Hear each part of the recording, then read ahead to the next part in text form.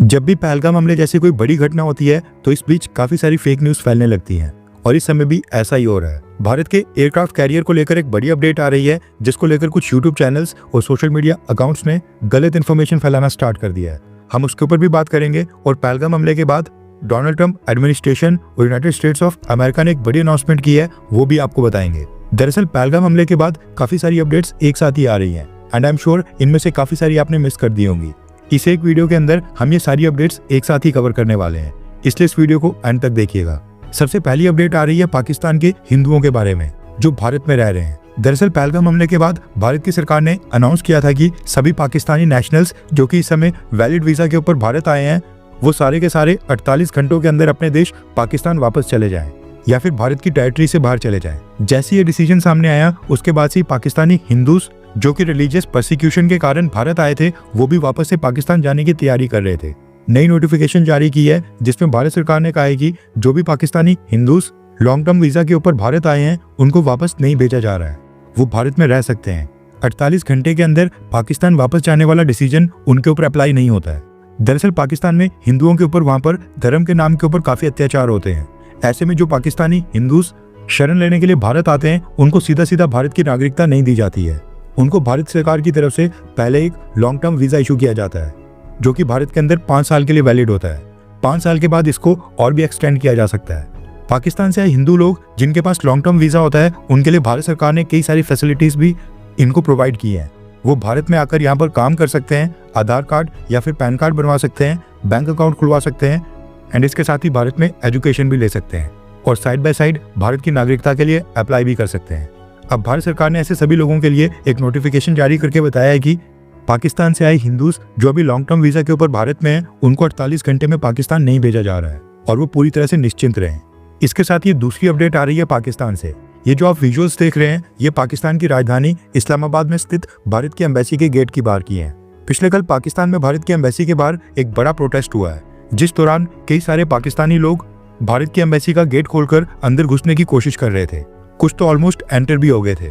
अगर थोड़ी सी और देर हो जाती तो ये सब पाकिस्तानी भारत की एम्बेसी में घुस भी जाते एंड आपको पता है कि फिर उसके बाद भारत के डिप्लोमेट्स के साथ क्या होता, दिन दिहाड़े उनकी लिंचिंग हो सकती थी। आई होप कि मोदी सरकार पाकिस्तान में स्थित भारत की एम्बेसी को पूरी तरह से बंद करके ताला लगा दे एंड एटलीस्ट कुछ हफ्तों के लिए तो सही, क्योंकि ये जो विजुअल्स पाकिस्तान से निकल कर आ रहे हैं ये किसी बड़ी घटना की ओर इशारा कर रहे हैं और हम अपने डिप्लोमेटिक स्टाफ को बिल्कुल भी खतरे में नहीं डाल सकते हैं। इसके साथ ही तीसरी अपडेट आ रही है भारत की सेना को लेकर। दरअसल न्यूज निकल कर आ रही है कि पहलगाम हमले के बाद पहले इंडियन नेवी, उसके बाद इंडियन एयरफोर्स और अब इंडियन आर्मी, तीनों ने देश के कई सारे अलग अलग हिस्सों में मिलिट्री ड्रिल्स और एक्सरसाइजेस शुरू कर दी हैं।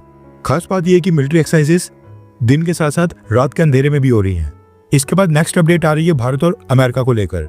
दरअसल पहलगाम हमले के बाद डोनाल्ड ट्रंप एडमिनिस्ट्रेशन ने अमेरिकन सिटीजन्स के लिए एक ट्रैवल एडवाइजरी जारी की है। इस ट्रैवल एडवाइजरी में अमेरिका ने अपने सिटीजन से कहा है कि वो भारत की जम्मू कश्मीर स्टेट में एंटर बिल्कुल ना करें। Do not travel to Jammu Kashmir. America ने कहा है कि जम्मू कश्मीर में सिक्योरिटी का एक बहुत ही बड़ा रिस्क है और इस रीजन में और भी वायलेंस या फिर और आतंकी हमले हो सकते हैं, इसलिए अमेरिका का कोई भी सिटीजन जम्मू कश्मीर के अंदर एंटर ना हो और जो भी जम्मू कश्मीर के अंदर है वो वहां से बाहर आ जाए, वरना ऐसी सिचुएशन अराइज हो सकती है जिसमें यूएस गवर्नमेंट भी अपने लोगों की मदद नहीं कर पाएगी। इसके अलावा भारत और पाकिस्तान का जो इंटरनेशनल बॉर्डर है उसको भी अमेरिका ने अपनी इस ट्रैवल एडवाइजरी के अंदर शामिल किया है। अमेरिका ने कहा है कि American citizens India Pakistan international border के 10 किलोमीटर के एरिया में बिल्कुल ना जाएं, वहां भी उनके ऊपर बड़ा खतरा है। यानी कि पंजाब, राजस्थान और गुजरात में जो भारत और पाकिस्तान का इंटरनेशनल बॉर्डर है उसके 10 किलोमीटर के रेडियस में जाने के लिए भी अमेरिका ने अपने नागरिकों को मना किया है। इसके बाद नेक्स्ट अपडेट आ रही है भारत की प्रेसिडेंट द्रौपदी मुर्मू मैडम को लेकर।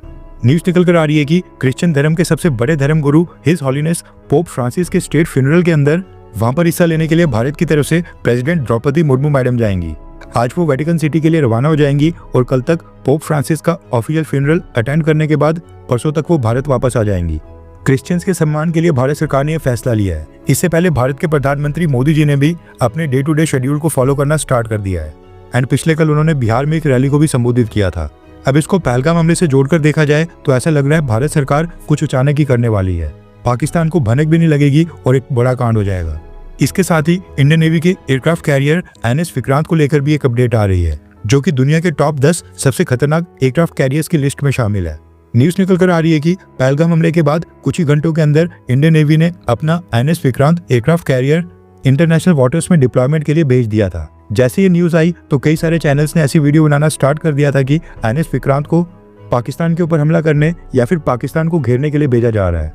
लेकिन अब न्यूज निकल कर आ रही है कि इंडियन नेवी का aircraft carrier NS Vikrant Pakistan को घेरने या पाकिस्तान के ऊपर हमला करने नहीं बल्कि अरेबियन सी में रेगुलर डिप्लॉयमेंट के लिए भेजा जा रहा है। इसके साथ ही एक और न्यूज निकल कर आ रही है कि भारत ने NS विक्रांत को अकेले नहीं भेजा है बल्कि NS विक्रांत एयरक्राफ्ट कैरियर के साथ और कई सारे वॉरशिप्स भी भेजे गए हैं। एंड ये जो पूरी फॉर्मेशन होती है इसको नेवल स्ट्राइक ग्रुप कहा जाता है। किसी भी नेवल स्ट्राइक ग्रुप में एक या फिर उससे ज्यादा एयरक्राफ्ट कैरियर्स होते हैं, उसके साथ ही फ्रिगेट्स, डिस्ट्रॉयर्स और क्रूजर शिप्स भी होते हैं। कई बार सप्लायर शिप्स और अंडरग्राउंड सबमरीन्स को भी नेवल स्ट्राइक ग्रुप का हिस्सा बनाकर डिप्लॉय किया जाता है। किसी भी देश के नेवल स्ट्राइक ग्रुप की फॉर्मेशन में डिस्ट्रॉयर्स, फ्रिगेट्स, सबमरीन्स और सप्लाई शिप्स को एयरक्राफ्ट कैरियर्स के चारों तरफ आगे पीछे डिप्लॉय किया जाता है। यानी पूरी एक फॉर्मेशन बनाई जाती है जिसके सेंटर में एयरक्राफ्ट कैरियर होते हैं। इन सब का मेन रोल एयरक्राफ्ट कैरियर को प्रोटेक्ट करना होता है और एयरक्राफ्ट कैरियर के ऊपर हमला करने वाले एनिमी के टारगेट्स को न्यूट्रलाइज करना होता है। सबमरीन्स पानी के नीचे से स्टेल्थ सर्विलांस करती हैं और एनिमी के वॉरशिप्स या फिर सबमरीन्स को पहले से डिटेक्ट करके उनके ऊपर अटैक कर सकती हैं। डिस्ट्रॉयर्स और फ्रिगेट्स सरफेस और एयर थ्रेट से बचाव करने के लिए एडवांस रेडार्स, मिसाइल सिस्टम और एंटी एयरक्राफ्ट वेपन से इक्विप्ड होते हैं। ये सारे मिलकर एक लेयर डिफेंस बनाते हैं जिससे एयरक्राफ्ट कैरियर सेफली ऑपरेट कर पाता है और अपने ऊपर डिप्लॉयड फाइटर जेट्स की मदद से लॉन्ग रेंज की स्ट्राइक्स लॉन्च कर सकता है। भारत ने अपने NS विक्रांत को पाकिस्तान की सीमा के पास नहीं बल्कि अरेबियन सी में डिप्लॉय किया है। लेकिन यहाँ पर पॉइंट ये है कि NS विक्रांत की स्ट्राइक रेंज 1500 किलोमीटर की है, इसलिए NS विक्रांत अरेबियन सी में रहते हुए भी पाकिस्तान की सीमा से दूर पाकिस्तान का बड़ा नुकसान कर सकता है। ऊपर से भारत ने तो पूरा नेवल स्ट्राइक ग्रुप ही भेजा है। इंडियन नेवी की सबमरीन्स भी इस रीजन में पहले से डिप्लॉयड रहती हैं। अगर इंडियन नेवी पाकिस्तान के ऊपर हमला ना भी करे लेकिन पाकिस्तान के ऊपर प्रेशर क्रिएट करने के लिए ये बहुत ही अच्छा स्टेप है। एंड ऐसा नहीं है कि भारत के नेवल स्ट्राइक ग्रुप से पाकिस्तान की सेना को कोई फर्क नहीं पड़ा है। पाकिस्तान की सेना इस समय लिटरली कांप रही होगी क्योंकि जैसे ये न्यूज आई कि इंडियन नेवी ने एक नेवल स्ट्राइक ग्रुप को अरेबियन सी में डिप्लॉय किया है, इसके तुरंत बाद पाकिस्तान नेवी ने भी अपने ग्वादर नेवल बेस और कराची नेवल बेस के ऊपर 2 दिन की नेवल एक्सरसाइजेस स्टार्ट कर दी हैं, जो कि पिछले कल स्टार्ट हुई हैं और आज शाम को खत्म होनी है। इन एक्सरसाइजेस के अंदर पाकिस्तान एयरफोर्स और पाकिस्तान नेवी की कोऑर्डिनेशन चेक की जा रही है और पाकिस्तान इसमें कई सारी मिसाइल्स को फायर कर रहा है और अपनी मिलिट्री प्रिपेयर्डनेस चेक कर रहा है।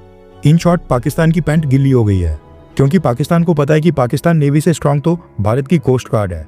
इंडियन नेवी के सामने वो 24 घंटे भी नहीं टिक पाएंगे। खैर, आपको क्या लगता है कि क्या मोदी सरकार को पाकिस्तान ऑक्युपाइड कश्मीर यानी POK के ऊपर चढ़ाई करनी चाहिए? क्या ये सही समय है, हाँ या फिर ना? नीचे कमेंट करके अपनी राय जरूर बताएं। हर 24 घंटे के अंदर जियोपॉलिटिक्स में बड़े फेरबदलाव और उलटफेर हो रहे हैं और भारत के लिए नए चैलेंजेस आ रहे हैं। कोई देश अपने फैसले से पलट रहा है तो कोई देश ब्लैकमेलिंग के ऊपर उतर आया है। सभी देश एक दूसरे को नीचे लगाने की कोशिश कर रहे हैं।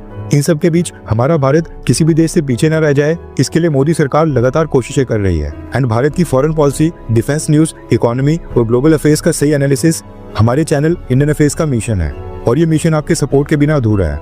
इंडियन अफेयर्स हिंदी के ऊपर हम सभी फैक्ट्स और डेटा बिल्कुल सरल भाषा में एनालाइज करते हैं बिना किसी एजेंडा के। अगर आप चाहते हैं कि इंडियन अफेयर्स का सही और ऑथेंटिक एनालिसिस आप तक लगातार पहुंचे तो इस वीडियो को लाइक करें और हमारे चैनल इंडियन अफेयर्स को सब्सक्राइब करके बेल नोटिफिकेशन ऑन करना मत भूलिए। आपका एक लाइक हमारे चैनल को ग्रो करने में काफी मदद करेगा और एक सब्सक्राइब ये सुनिश्चित करेगा कि आप किसी भी इंपॉर्टेंट अपडेट को मिस ना करें।